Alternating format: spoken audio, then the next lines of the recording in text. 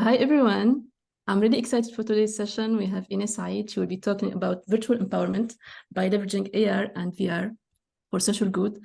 Ines is the co-founder of Augmented Information Systems, and she has developed her career in spatial computing with experience in Europe, US, and Australia, and Asia.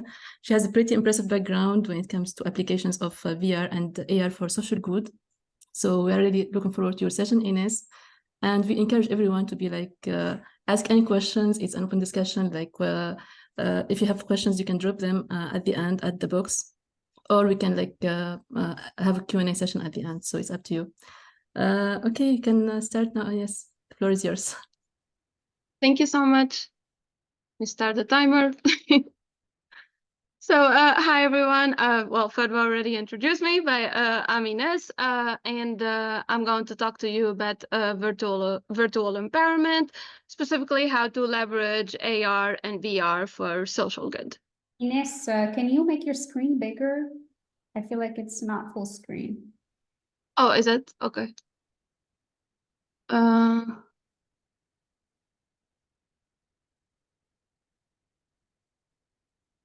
Does this work?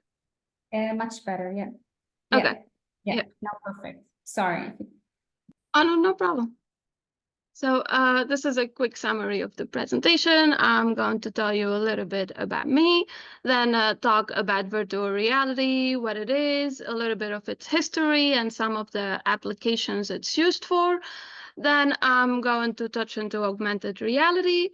And I want to talk about one of my most recent projects called Mood Mentor. And at the end, there will be a chance to ask questions. So again, hi, I'm Ines. I got my master's degree in digital arts and sciences, which focused in virtual reality and augmented reality. I'm currently a full-time lead XR developer at Frolic. We make VR and AR applications mainly to train utility workers. And also we make a lot of educational materials for kids, mostly about sustainability and learning ways to be more environmentally friendly. And as of August 2023, I'm also the co-founder at Augmented Information System. I started my own startup, and I'm focusing on making VR applications for mainly mental health practices, and I'm working with neurodivergent individuals. Admitting more people. I have a long-standing. Oh, I'm sorry. I guess it's still asking me to admit people. Yeah, I did not receive the notifications. Sorry for this. Sorry. Yeah, so I have a long-standing relationship with the University of Florida. I work there, and I also taught several classes. I taught VR and AR classes and game design, and also wearable classes. But this is kind of on and off. My main focus is on being an XR developer.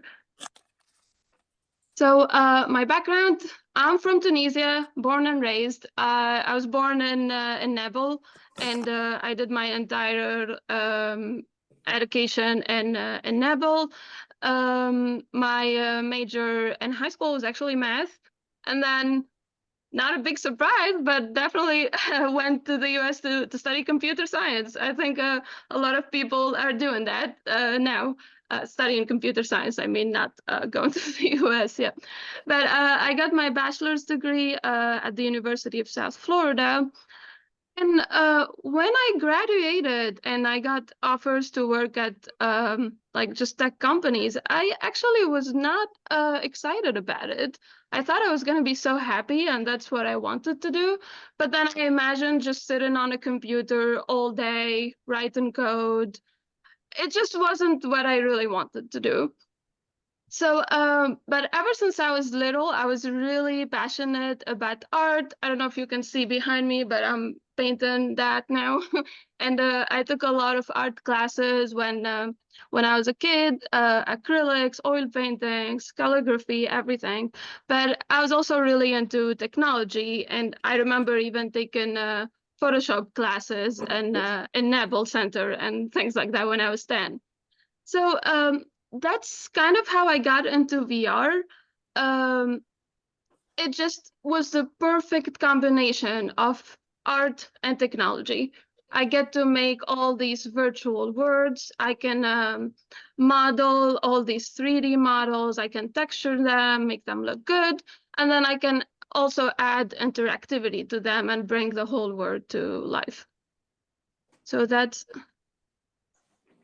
I made a short slide. Why me? I don't really like usually talk much about myself, but just so that you know a little bit of my background. I'm a published author. I published several research papers on XR. I spoke and presented at various international conferences in California, Tokyo, and all of these different places. I participated in a lot of hackathons during my educational journey. I did win a lot of them, but I'll probably give that to the novelty of VR because everybody's so impressed every time they see a VR applications. It's yeah, it's definitely growing now. But in my full-time position and startup, I work with really large companies and nonprofits and develop applications for them that are used by hundreds of people. So I have a feeling that everybody here pretty much knows about VR. So I'll go really quickly through this part. Yeah, virtual reality it's just a fully immersive, it's any simulated environment. So if you can get into an environment and feel like you're in a different one, that's pretty much virtual reality, just to put it in very simple words. One of the most popular games is Beat Saber, which I assume all of you know, at least from what we talked about earlier. So I'll also skip talking about Beat Saber. But just usually when making a VR application, admitted more people. Usually when I'm trying to make a VR application, there's three things that I usually focus on, and it's immersion, tracking, and then virtual interactivity. And I'll get into these separately.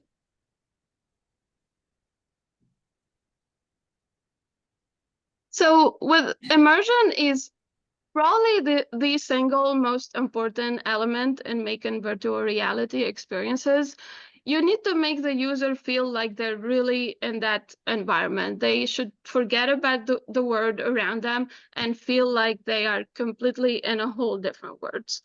VR is not always a headset. There's a lot of different experiences where you can walk into a cave environment or sort of like a cube that surrounds you, and you can experience all different sorts of virtual worlds.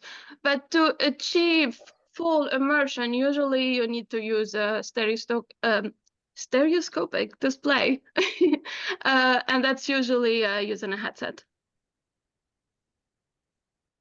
And then there's tracking and matching. You need to be able to move around the experience. If I look to the right, I need the environment to reflect that. And then there's also hand tracking, and I need to be able to track my hands so I can interact with them in the environment. And then the last one, virtual interactivity. So to make a good VR experience, you need to make the word interactable. So yes, there are some, you can jump into a VR headset and just look around without interacting with the word. That could still be great, but the immersion like usually truly comes when you can affect the environment just like in real life.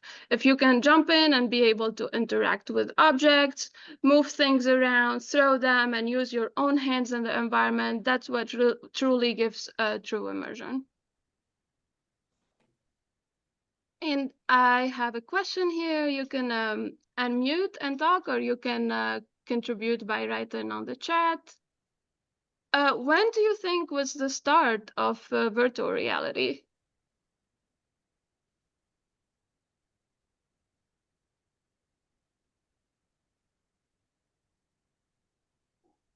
Honestly, like my earliest awareness of VR was with motion capture for some movies. I remember there was a famous movie, maybe 15 years ago or 10 years ago. I'm not sure. Let's say 2010, around this, Oh. but I'm not sure. Oh my God, when I think 15 years ago, I don't think 2010. That's But that's true. there is, yeah. But it's a while, guess I don't know. So Yeah, the motion capture, was it the suit that you can wear and yes, move, and then it yeah, shows you? yeah, and then translate those movements to the virtual, like Oh, that's great. yeah. Anybody else?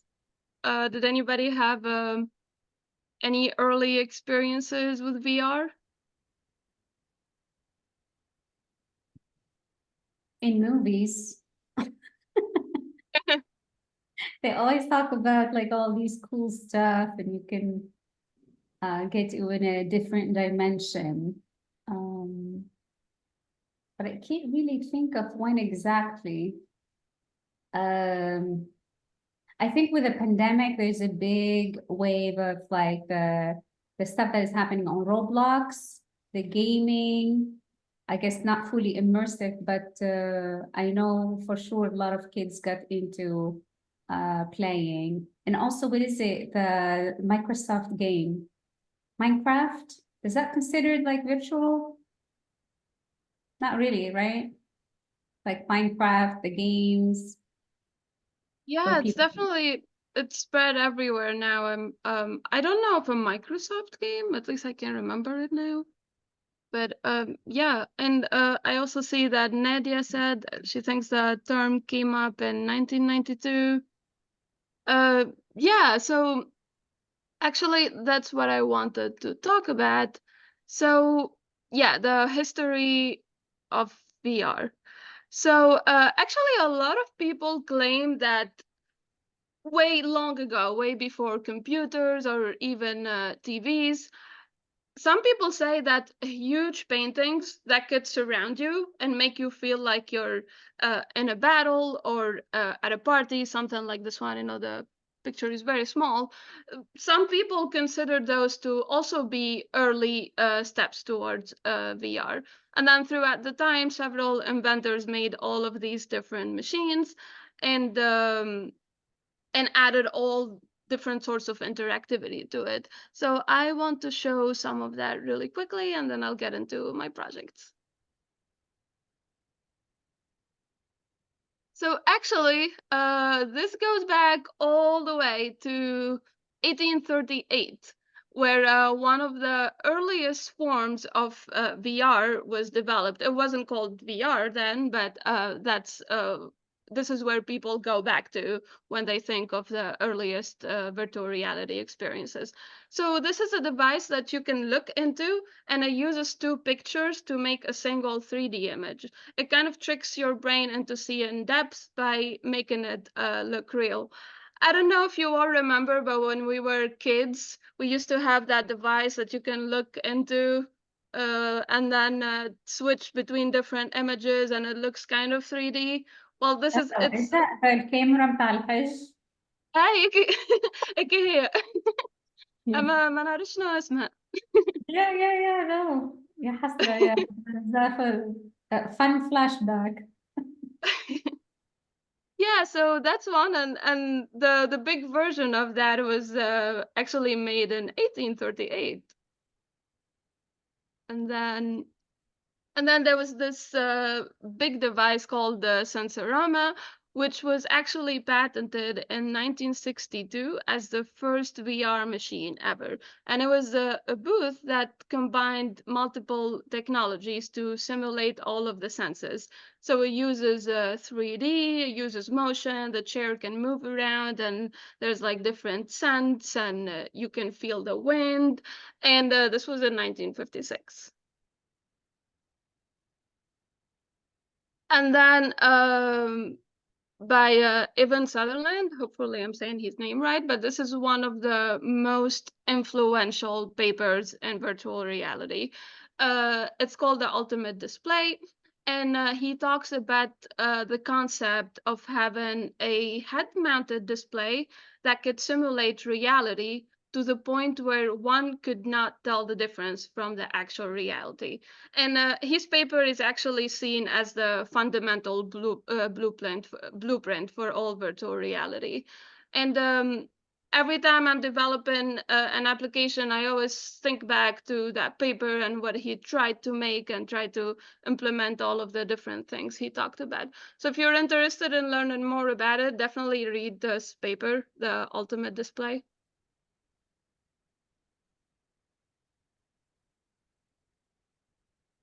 And then in 1980, NASA gets into VR, and they used it to train astronauts. And then this was one of the first portable consoles to display 3D graphics, the Virtual Boy by Nintendo. It was really good, but unfortunately it failed because the technology was not there yet. It didn't have enough colors and graphics and enough to keep it going. And that there was a long period of just the death of VR. Nothing happened for the longest time until recently Facebook or Meta bought Oculus VR for $2 billion from a 20-year-old guy called Palmer Freeman. And this was kind of the defining moment in VR where everything is starting to change.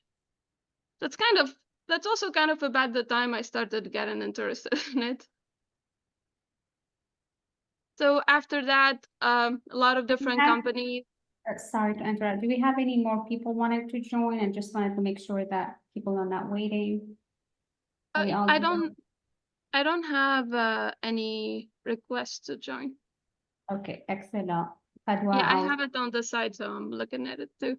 Excellent, thank you. Well, this is super interesting. Thank you, Ines. Go on. Oh, no problem. Thank you. Yeah, so then several companies joined, and we had Sony develop their headset. I don't know if any of you tried the Google Cardboard and Samsung Gear VR. So this is where kind of everything blew out and everybody got interested in VR. Then just quickly, I wanted to mention augmented reality. It's very similar to VR. The only difference is that it does not move you to a whole different environment. It just takes whatever environment you're in and enhances it to make it better or add different elements to it. So AR does not really require a headset. In fact, most of the applications we have are phone and tablet applications. Anybody played Pokemon Go? Definitely. Yeah, Yes. so Pokemon Go definitely played, I don't know, that was one of the most important things probably that happened to AR because that's what brought it to the consumers and not only theoretical research and whatever, but actually people were using augmented reality. Yeah, and also, of course, Snapchat. That's one of the biggest providers of AR now, at least for consumers. And then if you have a lot more money that you want to spend, you can use a headset, and there's a HoloLens. Magic Leap, but usually those are around $3,000, so they never really became consumer friendly, and they're mainly used in research. And most recently, which will actually be launched tomorrow, I think people will be getting it tomorrow, the Apple Vision Pro. And I'm excited to see how that could possibly change AR. It feels also like that Apple also has a lot of VR applications on the latest phones, especially using their LiDAR sensor Yes. on the like they have the LiDAR camera. So that's I think that I didn't get the chance to test it, but yeah, that's also another one that came out like really recently. Yeah, no, you're right. And that's definitely one of the use cases which I was about to ask here. Yeah, I use the LiDAR app a lot because I can never find my measurement tape meter. So I'm always like pointing my phone at, I don't know, the wall, trying to measure it, put one point there and one here. So I do use that a lot, and it's very impressive. Yeah. Can anybody else think of use case of XR, VR, or AR? I know we talked about it a little bit before I I think started. entertainment is definitely something. I know during the pandemic, Google has you can project like an animal with you in the room. Like we had a bear on the bed, we had different animals with us in the house just using the phone. Also, recently I started using it for furniture shopping. So lots of stores now give you the option to see it in your room kind of experience. Amazon does that. Yeah, I know a lot. Like I think last one I saw was at Crate and Barrel or CB2, one of those high-end brands. They have that experience. I honestly not a big fan. I don't think or maybe I'm not using it right, but it's still not the same as having furniture at home to see it, how to fit in. I think those are the two. Also, it doesn't seem to be super accurate also, right? Yeah. The angle, it's just they're not getting it right. That's for the, you're talking about the furniture? Yeah, the furniture, see the furniture in your space kind of experience. Yeah, I still think that AR still needs a lot of time to get better because yeah, there's a whole difference between using AR and like a $3,000 device like the HoloLens or using it on your phone. And it's pretty amazing to see what they can do on just a phone. It's kind of impressive, but I feel like it needs a few more years before AR can become more accurate in applications like shopping and designing your environment, especially on phones. But it's pretty good right now if you use one of the headsets. Though those are not really consumer friendly at all because they're very expensive. The other use case I found recently is actually, it feels more like a reverse AR thing, where actually you can use your phone to actually create a 3D object out of a real object. Oh yeah. Yeah, photogrammetry. So yeah, you can take different pictures of an object or a video of it, and then it makes a 3D model. Yeah, I also use that a lot because it helps me make models quickly for if I'm making like a VR or AR environment. And yeah, that technology is really developing quickly. Because before, in order to do a photogrammetry app, you used to have to use giant machines and then set them for 10 or 20 hours and just wait. So I'm actually very surprised with all the answers I'm getting. They're really great because usually what I hear is, oh, games and entertainment, which is really great, but it's good to know that more people know about all the different use cases. So yeah, I'll also go quickly through this. Yeah, entertainment, the first one that I just thought about getting it out of the way. Video games, tourism, movie theaters. Not gonna talk much about it. I think we all know it. And then there's this is what I'm very interested in, healthcare. So they use VR in a lot of training materials to train doctors on how to do all different sorts of things. And then a big one is also mental health, where a popular one is exposure therapy, where they can slowly expose people to their fear and get them used to it.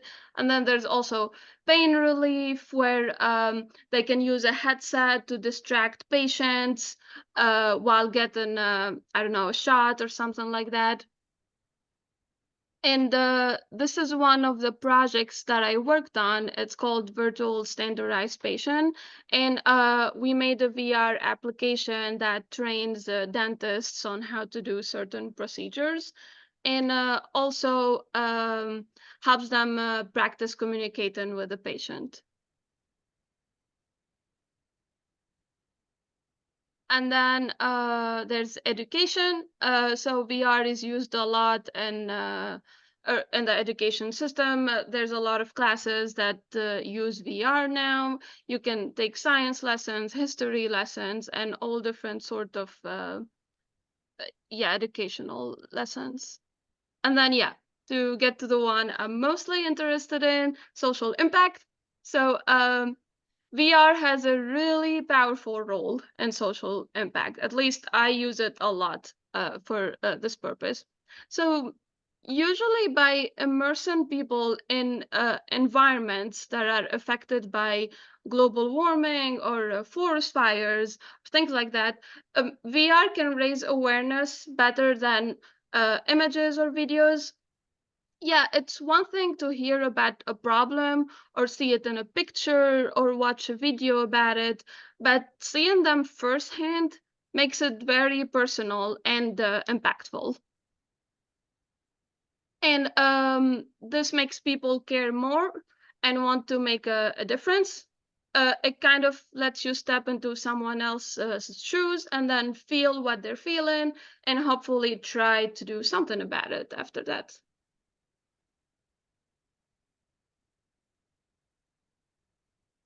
So social impact and education. These are the two pillars of my work. So my primary focus is on trying to combine these two elements.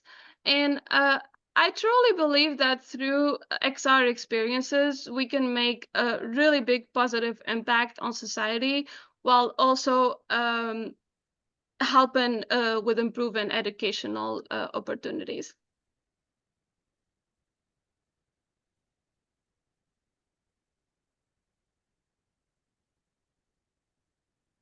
Yeah, and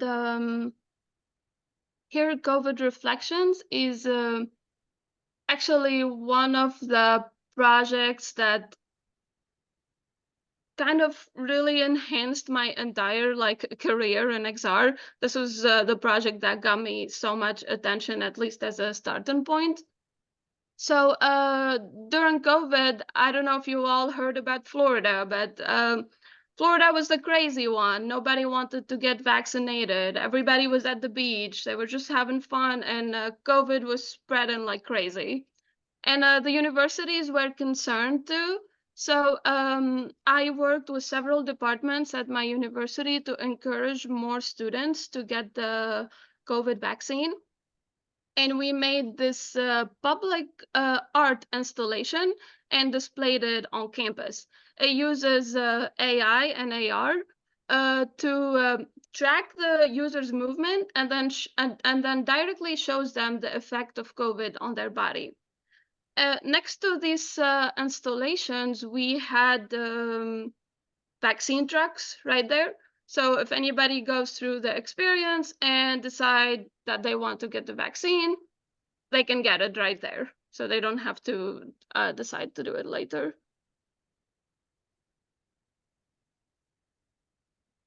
So how this experience works, it starts with body tracking. You stand in front of a display, a big display. You see an avatar in front of you that's following all your movements. And then it shows the effect of COVID-19 on your lungs. And it shows how the vaccine can protect you from that. And then in the end, it gives you the chance to ask questions and answers. Well, I know that not everybody agrees with getting the vaccine, so nobody was forced to. Obviously, they could just see what happens, and then they can decide whether they want to or just continue on.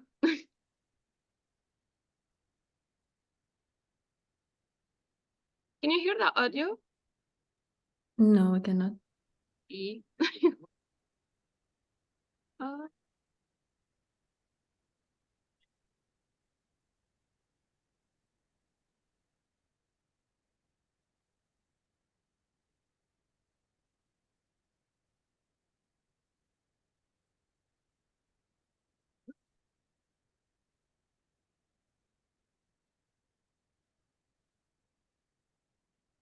Do you know how to share audio?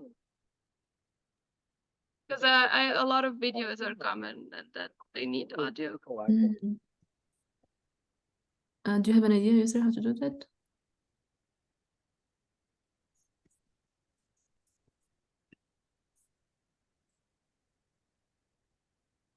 Mm.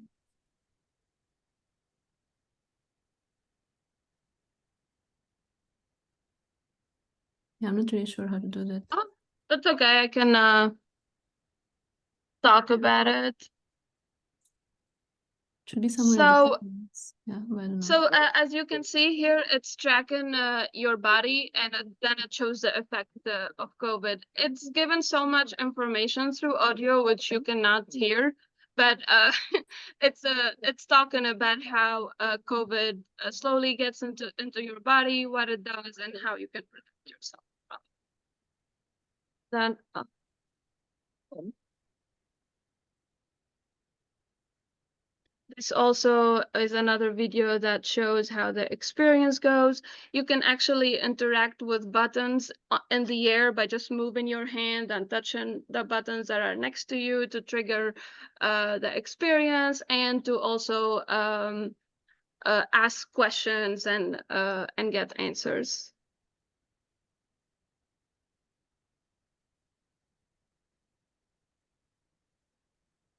Well, yeah, this is not working, but if you want to watch these videos, you can watch them on my website, and I'll add it in the chat later. That would be great. Yeah. Yeah. And then another project that was yeah, so I forgot about COVID reflection. The project was so successful that it didn't stop in just Florida. We were able to show it at the largest conference in XR, I think Augmented World Expos in California. And I also wrote a paper about it that was published in ACM, and I also presented the project in Tokyo in Japan. So a lot of people were interested in it, and we were able to show it all around. And then because of the huge success that COVID reflection got, I made another project called the Shadows of Tomorrow that's directly inspired by it. It uses the same concept of body tracking, but this project is meant to raise awareness about climate change. So what this app does is we have huge displays that we can set in public, and they usually show beautiful environments, maybe an environment with of a forest, that's in its perfect good state. But when you stand on it, your reflection, or your shadow in this case, will show what your effect is on the environment. So as you can see in this picture, the in the reflection, it shows forest fires, because humans are responsible for most of them, at least with the global warming. And it has several different experiences like this, which you will see in this video.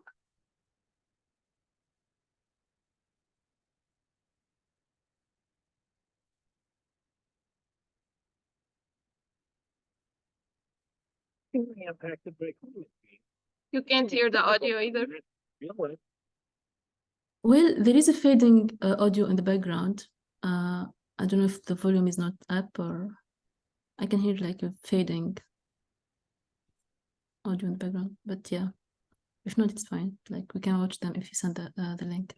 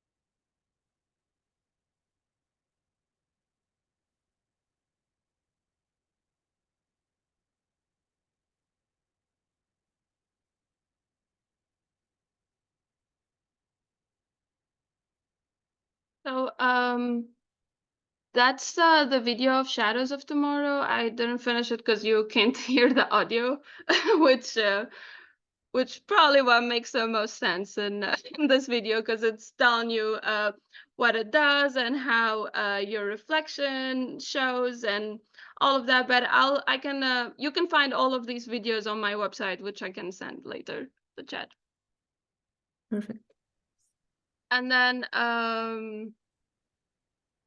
this was just a hackathon project that was done in just one day. It's called the Keep It Green. I actually made it with my little sister. And we just wanted to make an AR application that helps you make a good decision in what you're buying. Sometimes if you buy something, it could be very harmful to the environment, or at least right now with yeah, we'll not get into politics. Okay. Yeah, so let me.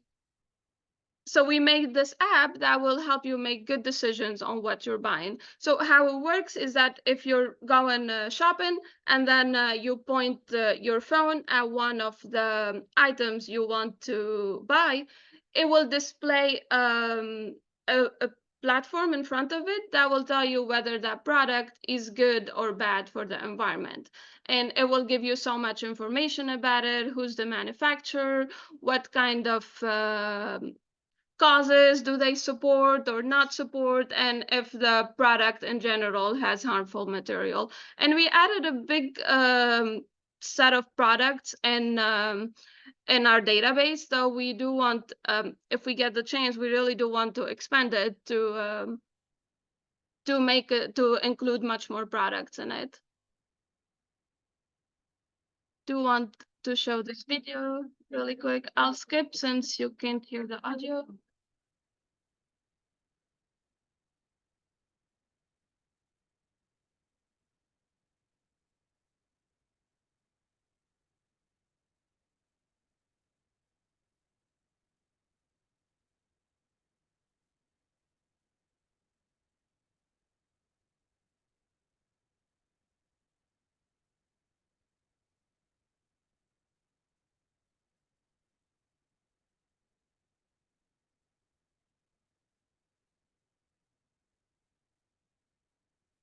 So this was one of the smaller projects. Then there's a Future of Water. This is one of the biggest projects that I worked on, at least one of the longest ones. It takes you through a VR journey where you learn about water and the water cycle, where does it come from, what happens, and how we can preserve it. And we added a lot of elements that lets individuals make sustainable choices and learn how to do them. This project was actually featured at the Smithsonian's Futures exhibit in Washington, D.C. I think it was there for about 2 months. I don't know if you know the Smithsonian, but it's the world's largest museum and research complex. And I was really happy that one of my VR apps was able to make it there. I don't have a video of this project, actually, so I took some screenshots. Here you can explore the beginning of the water cycle, starting from rain and where it goes. And then you can also go dive into a virtual environment, into like a virtual sea, and you can see the pollution firsthand, and you can interact with animals. There's a really sad scene where you see a sea turtle with plastic stuck on it, and you can help the sea turtle by removing the plastic. And then there's also all these different scenes where you can where you're encouraged to use a dishwasher instead of washing by hand to save water, to always fix like a running toilet, or to take showers instead of baths, and turn off faucets. And there's all these different experiences that we had outside and inside homes that you can go through and learn how to be more sustainable and save water. Oh, I added this picture because it made me really happy to see that there were young people using the application and hopefully learning from it. So I just wanted to put this in here.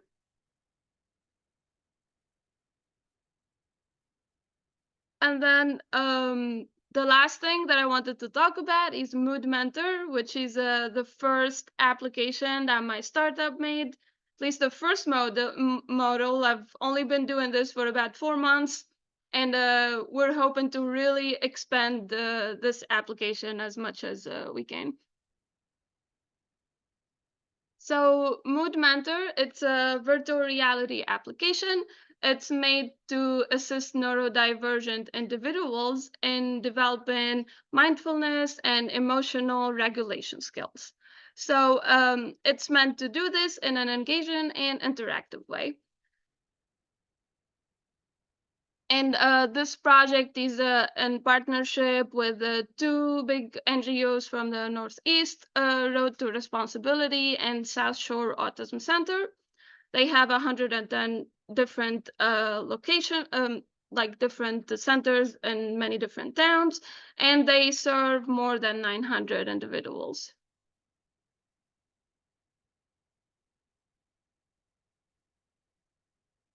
So what was our motivation behind this project? Well, many neurodivergent individuals find it really hard to use traditional mental health tools, which they're often not designed for their unique needs. I just want to say first that I don't claim to be an expert in neurodivergent individuals or autistic people. I don't know so much. I am learning. However, I'm working with people that do know about it, and they kind of inform me and tell me which development, what kind of development I need to make. So, so a lot of the tools that they're currently using can be very uninteresting for them, and it makes it really hard for them to stay engaged. And in kind of simple words, they can be very boring, so they just don't want to use them. And we decided that we need to make simpler and more attractive methods that can capture their attention. This is where VR came in as a good solution, as it's very interactive and engaging. I always try to have one core question to answer when I'm working on a project. And for this one, this is what we wrote. I'm just going to read it out loud. So, what design elements are essential in creating an engaging and varied VR-based mindfulness experience to maintain consistent interest among neurodivergent individuals? And from that question, this is where the design process starts. We start by holding focus group and analyze what kind of findings we find. And then the focus group and actually coming up with the idea is probably the hardest part and the most time consuming. And then designing the VR application is just, okay, you have an idea. If you know what to do, you can make the app quickly.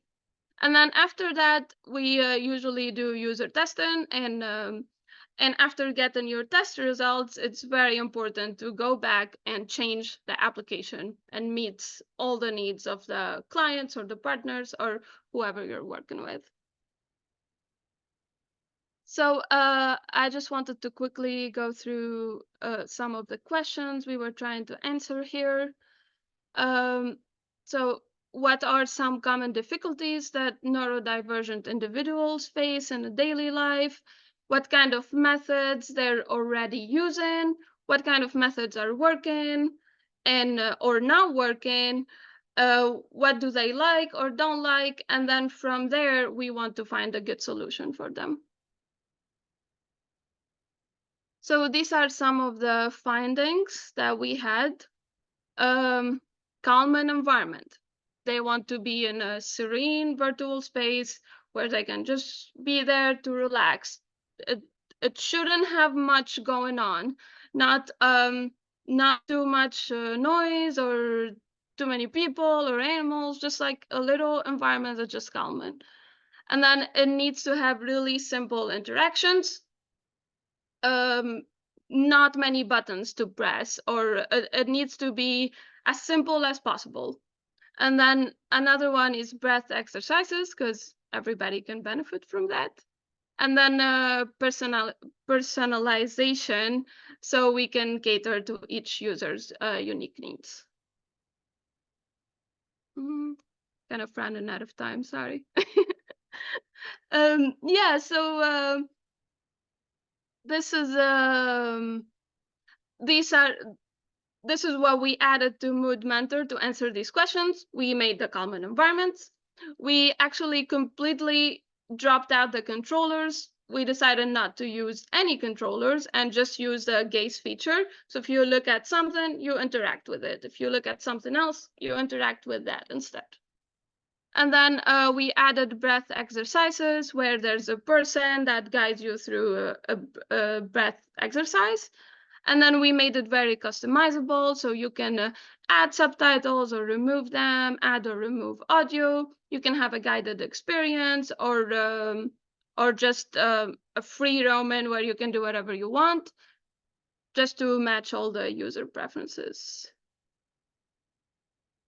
And then development, which I said is not the hardest part. And yeah, so for development, I use Unity. I use a lot of Mixamo animations from Adobe, and I mainly use the Unity XR Interaction Toolkit.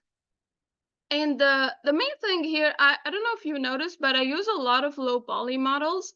When I first got into VR, I was only trying to make really beautiful, extensive experience that need the most expensive computer and headset to run. But then I decided that was not helping anybody because nobody can run all these beautiful experiences. And I decided to just go and use low poly models. They can still be beautiful, but they don't require so much computer power. And they could be used on standalone headsets. They don't need to be connected to any computer. And honestly, I like them. They're fun. They make me feel like I'm in like a Spacetoon movie or something like that. Instead of the real world. I can see the real world every day. And then we did user testing here, and just recently I got the results and they were really good. So that made me so happy. They said that a lot of users, they noticed that they had reduced heart rate. A lot of them, even ones with even some of them that usually have a hard time keeping their attention, they were able to complete the entire experience, or at least most of it. And then a lot of them said that they felt more relaxed and happier after the experience. And we even had a nonverbal person try the application, and everybody said that they looked extremely happy at the end of it, and which made me happy. This is a video that shows, but you can't hear it. Yeah, still there is like a fading sound in the background, but yeah. Oh, just I wanted to share something. Like, unfortunately, I have another commitment at 2 p.m., so I need to leave. But thanks a lot for the great presentation, Ines. I learned a lot, and the work you've done is really impressive. So Yusra will take over like hosting, and I was looking forward to the Q&A, but maybe in the future we can have another session. Who knows? But yeah, Yeah. sorry, I need to leave now, and Yusra will take Oh over. yeah, thank you so much. That was actually the last slide, so. Oh, oh, okay, that's good. Yeah. Yeah. No, thank you so much. I was really happy to join and talk to you about XR and VR. I know there's only 2 minutes left, but if you have any questions, please let me know. Yes, please, everyone. Like, if you have any question. Anna, I want more. So super interesting. So it seems like just appetizer. So I would love to know more. I would love to learn more about the Mood Mentor. It's obviously there's a lot of work done focused on impact, which is always interesting. And raising awareness. I feel like there is so much we can talk about when it comes to these application of VR AR. So I'm thankful for this session and would love to know more. We have a Yeah, thank you so question. much. Yeah, we have a question. I wanted to ask what can be good website book to start learning more about VR XR? Any resources, Ines? Oh, sorry, I didn't hear you. Any resources like YouTube channels, websites, books to start learning about AR, VR, or maybe VR to start? Yeah, I mean, I use LinkedIn Learning a lot because, well, it's provided for free through the university. So I like to take short classes there to learn about VR. But honestly, I think with VR, you can just jump on it. If you can download Unity and start watching YouTube videos, you can probably learn how to make a simple experience really quickly.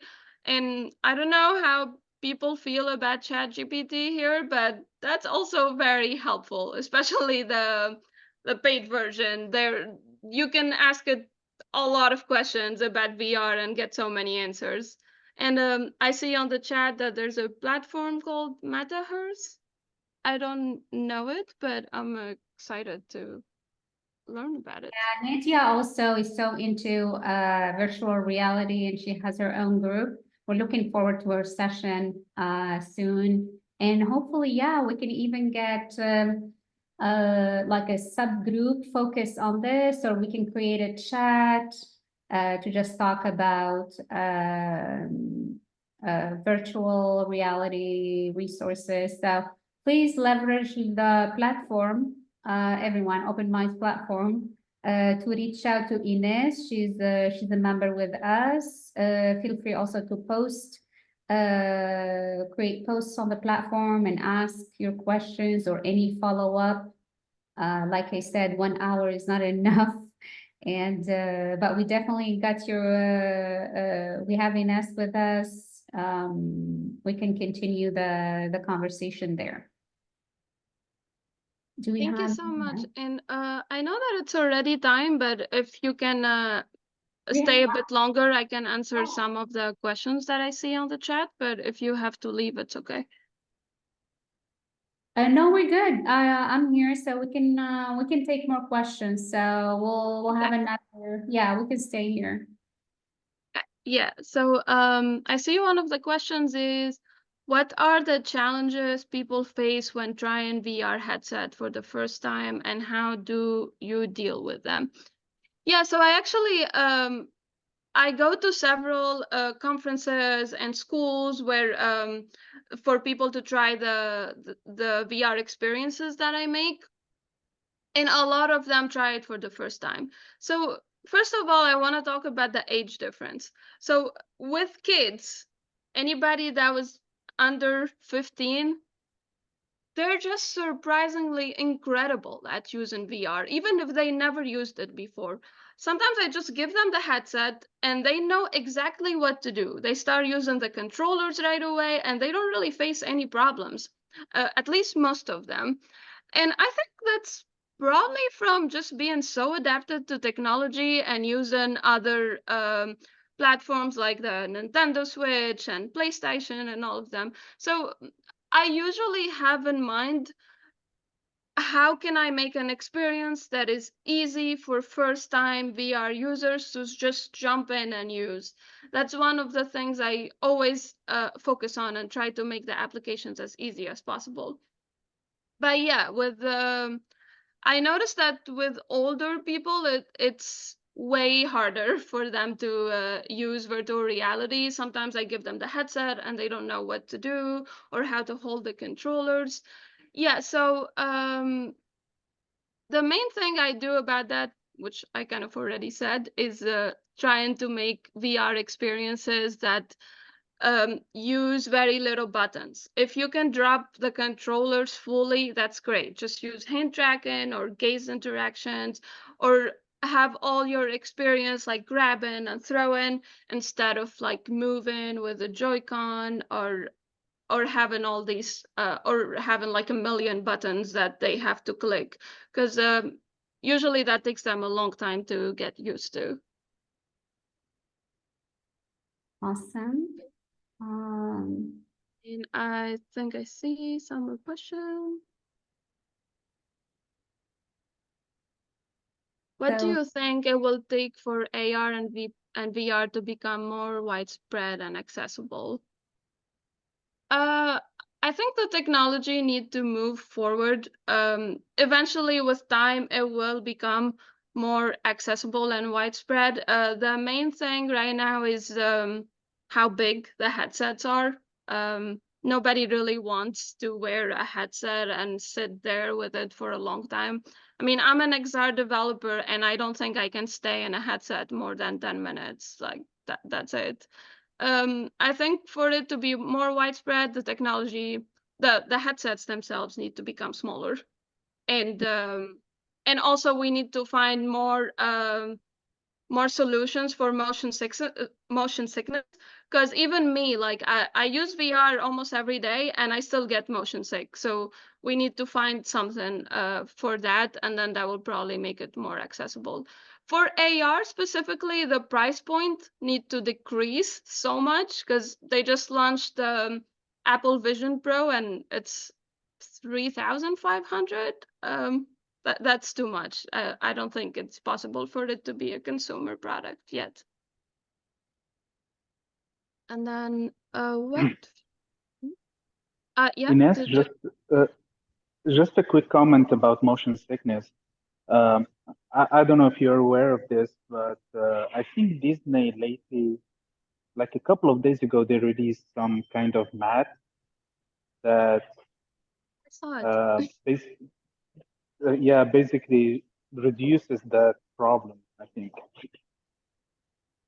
Yeah, I think I saw a video about it on LinkedIn. Yeah, that was really impressive, because I think most of the motion sickness comes when the environment moves and you don't move. I mean, I don't know so much about the specific of it, but I know that to solve it, at least from a development perspective, we usually try to make standstill experiences where you don't have to move so much.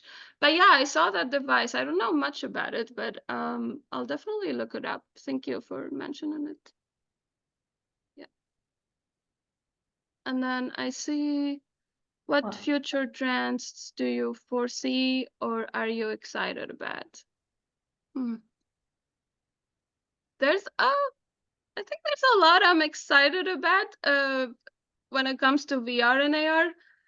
I don't know exactly why, but when I read that, my mind definitely straight away went to what I'm scared of instead of what I'm excited about. Because I mean, I'm an XR developer and I like this technology. However, I'm actually really worried, especially with mixed with AI. I definitely don't want it to take over the world and everybody starts living in virtual reality. That's not a word that I want to see. I want to still use it as a tool. So I do want it to get bigger, but hopefully not too big that everybody's on a headset, just, I don't know, separated from everybody. But yeah, something that I'm excited about. I'm excited to get this Apple Vision Pro. I think I'm getting it through my work in 2 weeks or so. So I want to see what Apple did because Apple always makes amazing products. Awesome. Yeah, I guess the ethical concerns, I think with all these new technologies, there is always like whenever companies start thinking about monetizations, it gets tricky, and I always feel like they win. Because the one day, like you have a fun app that, or an app that is made for health reasons, and then you start seeing brands and products promoted within your treatment. So I feel like not the risk, but they can totally ruin it when they start want to make money and bring sponsors to these experiences, and it just like if it gets down that route, and which is usually that's what happens, people want to I'm not sure monetize. if everybody is having this problem, but I can't hear you very well. Can somebody else confirm? Because I'm not on mute. I can hear you pretty well. I guess it's only me. Okay, so I was just saying that the concern is always when companies start thinking about monetizing the new technologies. And you can start seeing marketed brands within a project that is meant for social good and for health reasons. I think that's the risk and the concern that I see.